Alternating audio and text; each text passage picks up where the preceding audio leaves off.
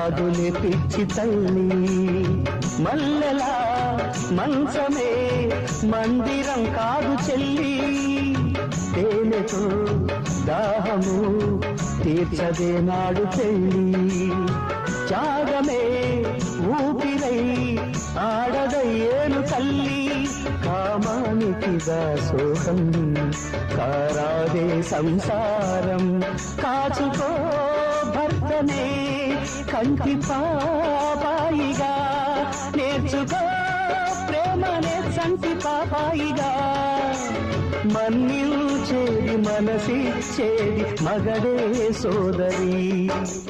సంసారం ఒక చదరంగం అనుబంధం ఒక గుణపాఠం